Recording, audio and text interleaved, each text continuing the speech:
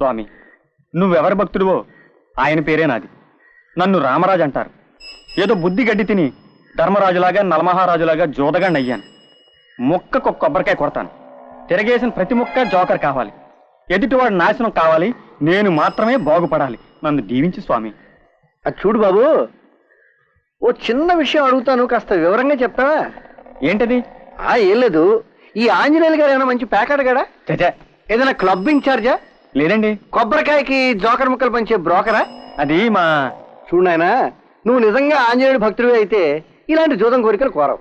ఆయన నిజంగా దేవుడే అయితే నీలాంటి జూదగాళ్ళని ఆశీర్వదించడు. దేవుణ్ణి దేవుళ్లాగే ఉండని. ఆయన ఇంకా చాలా మంది భక్తులతో పని ఉంది, నువ్వు వెళ్ళిరా. ఇక బాబు, కొబ్బరి ముక్క తీసుకెళ్ళవయ్యా, పచ్చడికి పనికి వస్తుంది. ఇక బాబు తీసుకెళ్ళవయ్యా. గురుగారు, ఏమిట్రా? నేను కూడా ఆయనకు కోరిక కోరాలండి. ఏమిట్రా నువ్వు కోరుకునేది? ఏమి లేదండి, మీ అంతెత్తు ఎదగాలని. ఓరి పిచ్చివాడా, బాగా ఎదిగినవాడు ఎప్పటికైనా కింద పడి నీళ్ళు అవుతాడేమో కానీ నీకేమిట్రా వామనమూర్తివి. చూడు, ఏ కోరిక కోరకుండా దేవుడికి దండం పెట్టుకో. పద.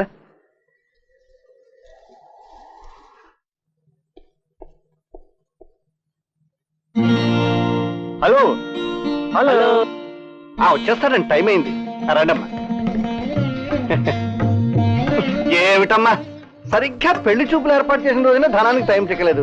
ఎక్కడమ్మా మీ ఆయన? వచ్చేస్తారు బాబాయ్, మీరంతా టిఫిన్ చేసేలాగా వచ్చేస్తారు. టిఫిన్ కానియండి.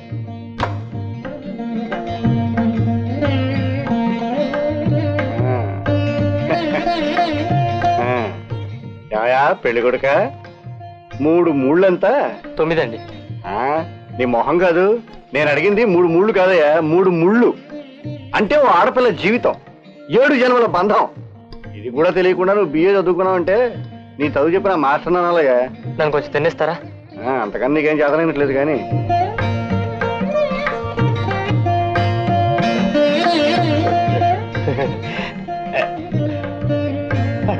నమస్కారం అండి. ఓహో, నమస్కారం మాస్టారు. ఏమి నమస్కారం అయ్యా, ఇవాళ పెళ్లివారు వస్తున్న విషయం నీకు గుర్తుందయ్యా? గుర్తులేకండి, మీరు భలేవారే. అందుకే ఎన్ని పనులున్నా త్వరగా పంపించేశారు వాళ్ళు. వాళ్ళెవరు? వాళ్ళే నా ఫ్రెండ్స్. ఎక్కడికి పంపించారు? సరే సరే, ఇంకా ఆలస్యం ఎందుకు కానీ వెళ్ళి మీ చల్లని. అలాగే, అదిగో వచ్చేసారు.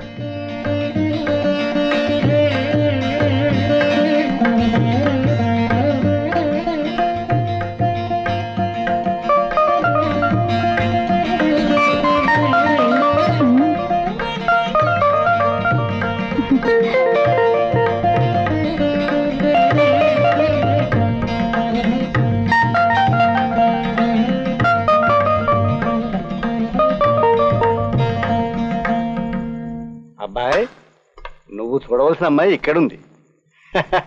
మొత్తం మీద ఇద్దరికి నచ్చినట్టే. ఇక ఈ సంబంధం విషయంలో మీ అభిప్రాయం? ఊరికెళ్ళి మా అభిప్రాయం ఉత్తరం రాస్తామండి. అలాగే, వెళ్ళొస్తామండి. నమస్కారం. నమస్కారం అండి. అభిప్రాయాలు రాయడం అంటే ఏముంది? కట్నాలు కానుకలు లిస్ట్ పంపిస్తారనుకుంటాను. ఆ పిల్లాడి తండ్రి వాళ్ళకం చూస్తే కట్నం బాగా ఎక్కువ అడిగట్టే ఉన్నాడు. దాందే ఉంది, ఇన్స్టాల్మెంట్ లో ఇస్తాం. అదే వాయిదా పద్ధతిలో ఇస్తాం. ఏం వాయిదాలో ఏమిటో, వాళ్ళు ఒప్పుకోకపోతే పిల్ల పెళ్లి వాయిదా వేయాల్సిందేగా.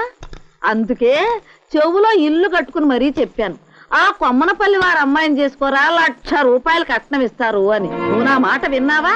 ఆ కట్నం డబ్బులే ఉంటే నీ చెల్లెలి పెళ్లి హాయిగా చేసేవాడు.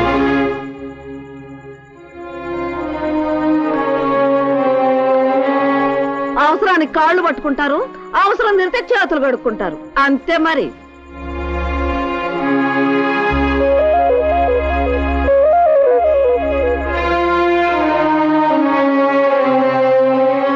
ఏమిట్రా భరతనాట్యం?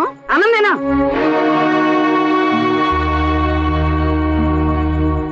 అయ్యో అయ్యో, ఈ ఘోరం విన్నారా? ఈ అన్యాయం చూసారా? నా కూతురు బ్రతుకులో నిప్పులు బయటానికే దాపరించారే మీరంతా. నేను అనుకుంటానే ఉన్నా. అసలు ఏం జరిగింది అత్తయ్య? ఇంకేం జరగాలి తల్లి? ఆ వచ్చిన పెళ్లి కొడుకు నా కూతురు నచ్చలేదంట, నీ చెల్లెలు నచ్చిందంట, మీకు ఇష్టమైతే పెళ్లి చేసుకుంటామని ఉత్తరం రాశారు మాస్టర్ పేరున. అయ్యో, ఇదేం కర్మత్తయ్య? ఇదంతా నేను చేసుకున్న కర్మమ్మా. ఏమీ ఎరగనట్టు నంగనాచిన వేషాలు వేస్తున్నావు గాని అసలు నువ్వు కాదు. నీ చెల్లెల్ని డోబుగా ముస్తాబు చేసి 1కి 10 సార్లు అటు ఇటు పెళ్లి కొడుకు ముందు తిప్పావు.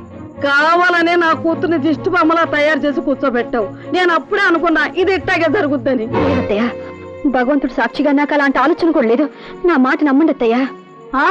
నమ్మానమ్మా, నేలకు పోయేది నెత్తికి రాసుకున్నాను. నీతో పాటే నీ అమ్మ అబ్బా చెల్లి ఇక్కడే ఉంటారంటే పోనీలే ఏదో తలదాచుకుంటారనుకున్నాను. ఇట్ట నా కొంపకే నిప్పెడతారనుకోలేదు. వాళ్ళు ఇల్లు వదిలిపోతేనే గాని నా కూతురు పెళ్లి కాదు. అసలు ఎన్నాళ్ళు వాళ్ళని ఇక్కడ ఉంచటం నా బుద్ధి తక్కువ. క్షమించండి అక్కయ్య, మా వల్ల మీకు ఇబ్బంది కలుగుతుందని మేము ఎప్పుడు అనుకోలేదు. మీరు మనస్ఫూర్తిగా అంగీకరిస్తే ఇక్కడ ఉంటున్నాం కానీ ఇలా మనసు కష్టపెట్టుకుంటే మీకు బరువుగా ఒక క్షణం కూడా ఇంట్లో ఉండవు. మేము ముగ్గురు ఇప్పుడే వెళ్ళిపోతాం. కానీ ఒక్క మాట, మా వల్లే మీ బిడ్డకొచ్చిన సంబంధం తప్పిపోయిందని మీరు అనుకుంటే మమ్మల్ని ఏమైనానండి, ఏ శిక్ష అయినా విధించండి. కానీ హైందవిని మాత్రం మనసు కష్టపెట్టకండి. ఎందుకంటే వాణి తన ఆడబడుచునే కాదు, ప్రపంచంలో ఏ ఆడబడుచు జీవితంలోనూ అక్రమంగా జోక్యం చేసుకోవడం మా హైందవి తత్వం కాదు. జానకి, పెట్టి సర్దు మన పాతింటి పోదాం. వండి, నన్నేం భయపెడుతున్నారా? ఇంత జరిగిన తర్వాత ఇంకా ఏ ముఖం పెట్టుకుని నా ఇంట్లో ఉంటారు? వెళ్ళండి వెళ్ళండి. నువ్వేం బాధపడకమ్మా, నీకెంతకంటే మంచి సంబంధం తీసుకొచ్చి పెళ్లి చేస్తాను. ఏ లోన్లు కటింగ్లు లేకుండా ఫుల్ శాలరీ తీసుకుంటున్న దానివి ఈ ఆఫీస్ మొత్తానికి నువ్వు ఒక్కతవేనమ్మా. Thank you sir.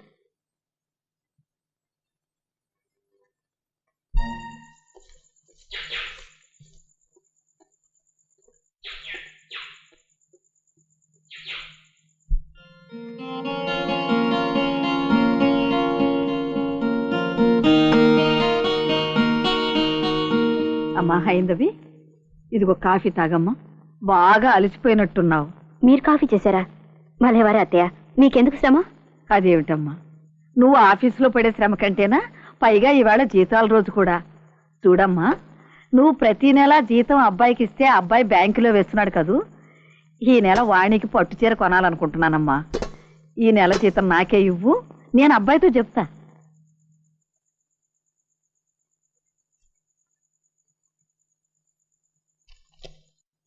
ఇదిగోండి.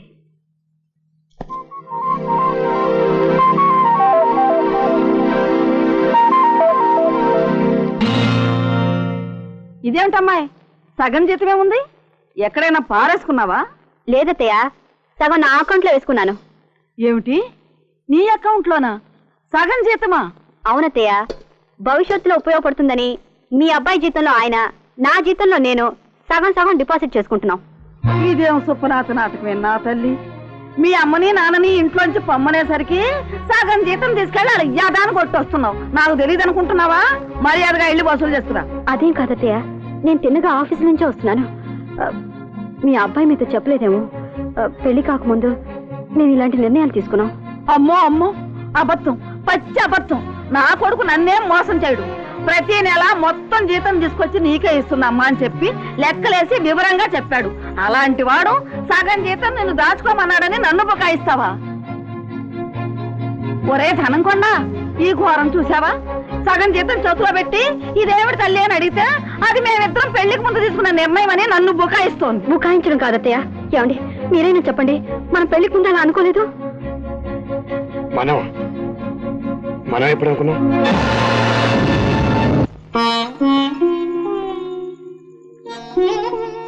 ఏమండి, మన జీతాలు డిపాజిట్ చేయడం గురించి తీసుకున్న నిర్ణయాలు మీకు నిజంగా గుర్తులేదా? ఎందుకు లేదు, గుర్తుంది. మరి అత్తయ్యతో ఎందుకు అలా చెప్పారు? ఆవిడ నా గురించి ఏమనుకుంటారు? అది అది అసలు ఏం జరిగిందంటే, మనం అనుకున్న నిర్ణయం మా అమ్మతో చెప్పలేదు. ఒకవేళ చెప్పాననుకో మన పెళ్లి జరగదు. 1000 అబద్ధాలు ఆడైనా ఒక పెళ్లి చేయమన్నారు. సొంత పెళ్లి కోసం ఒకే ఒక అబద్ధం ఆడాను తప్ప. మీరు అబద్ధం ఆడారు, బానే ఉంది. ఇప్పుడు అత్తయ్య మొత్తం జీతం ఇమ్మంటున్నారే, నేనేం చేయను? నీ మీద ప్రేమతో నేను అబద్ధం ఆడాను. నా మీద ప్రేమతో నీ పూర్తి జీతం చేయకూడదు. పూర్తి జీతమా? ఏమండి, అత్తయ్య బాధపడి ఇంట్లోంచి మా వాళ్ళందరినీ తరిమేశారు. అయినా నేనేమనలేదు. వాళ్ళ పట్ల నాకున్న బాధ్యత మీకు ముందే చెప్పాను. ఇప్పుడు పూర్తి జీతం ఇచ్చేమండం న్యాయమైనా చెప్పండి. న్యాయాన్యాయాలు సందర్భానుసారం మారిపోతాయండి. మనం ఎప్పుడు భవిష్యత్తు గురించి ఆలోచించాలి. ఇప్పుడు మన ఇద్దరం, తర్వాత ముగ్గురం, ఆ తర్వాత నలుగురం. అవునా కదా? చెప్పు, అవునా కదా? చెప్పు. మెల్లిగా మెల్లిగా.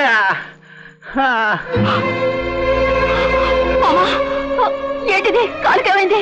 ఏముందమ్మా, మొన్న రాత్రి తాగింది ఇవాళ పొద్దున్నాక దిగుండదు. ఇవాళ డ్యూటీలో ఉండగా క్రేన్ మించి పెడితే కాలు ఇరిగింది. అయ్యో, కాలు ఇరిగిందా? కట్టు కట్టిని తీసుకొచ్చారు నా ఫ్రెండ్స్. తీసుకెళ్ళండి రా. అయ్యో ఏంటి మావయ్య దేవుడమ్మా. చూడండమ్మా, అన్యాయంగా నా మావ కాలేరు చేశాడు ఆ దేవుడు. ఇప్పుడు మా గతి ఏంటండమ్మా? ఊరుకో.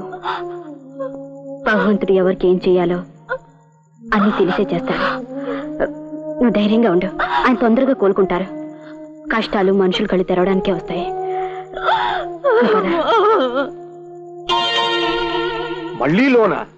నీ పిఎఫ్ అయిపోయింది, నీ గ్రాడ్యుయేట్ అయిపోయింది, నీ శ్రాద్ధం అయిపోయింది, నీ పిండా కూడా అయిపోయింది. హౌసింగ్ లోన్ అన్నావు, అద్దె కంపలోనే ఉంటున్నావు. మోటార్ సైకిల్ లోన్ అన్నావు, ఇంకా సిటీ బస్సులోనే తగలడుతున్నావు. పోనీ కదా అని ఊరుకుంటూ ఉంటే ఇప్పుడు వైఫ్ డెలివరీకి లోనా? కిందటలోనే కదా వైఫ్ డెలివరీ అని సెలవు పెట్టావు. ఏమయ్యా, నాకు తెలియగలుగుతాను. నీ వైఫ్ నెలకోసారి పురుడు పోసుకుంటుందా, లేక నువ్వు నెలకో భార్యను మారుస్తున్నావా? ఇలాగైతే ఈ దేశం ఎప్పుడు బాగుపడుతుందా? ఎప్పుడు బాగుపడుతుంది? అదే సార్, నాకు అంత పట్టడం లేదు. పెళ్ళెందుకు చేసుకున్నాను, ఇదైపోతున్నాను. ఎన్ని కష్టాలు సార్. చూడండి సార్, మా ఆవిడ సరే నిండు గర్భవతి, మా అమ్మకి టీబీ, మా మామకి క్యాన్సర్, మా అత్తగారి న్యూమోనియా, మా మరదరికి అబార్షన్. తట్టుకోలేకపోతున్నాను సార్. ఈ సంసారాన్ని ఎదలేక 2 times 2 సార్లు ఆత్మహత్య చేసుకోవాలని ప్రయత్నించాను. కానీ నా మీద ఇంతమంది ఆధారపడ్డారే, నేను ఆత్మహత్య చేసుకుంటే న్యాయంగా ఉంటుందని ఆలోచించి లాస్ట్ సోర్స్ ఈ లోన్కి అప్లై చేశాను సార్. వద్దు సార్, వద్దు, ఇవ్వకండి సార్. మీరు ఈ లోన్ ఇవ్వకండి. మీరు ఈ లోన్ ఇస్తే నాకు మళ్ళీ బతుకు మీద ఆశ పుడుతుంది. నన్ను ఇలాగే చావనివ్వండి సార్. నా బతుకు నన్ను బతకనివ్వండి సార్. నాయనా ధనం, ఊరుకో నాయనా, ఊరుకో. కష్టాలకు మస్తాలకు కాకపోతే ఆఫీసులకు వస్తాయా నాయన? ఊరుకో బాబు, నీ లోన్ నేను శాంక్షన్ చేస్తాను. ఈ దేశం ఎలా బాగుపడుతుందో నాకేం అర్థం కావడం లేదు. తీసుకో.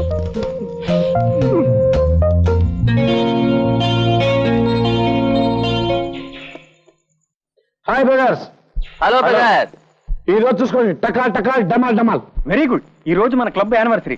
మంచి ప్రోగ్రామ్ పెట్టారట. దానికి తగ్గట్టు మనం మంచి మూడ్ లో ఉన్నాం. పద పదండి.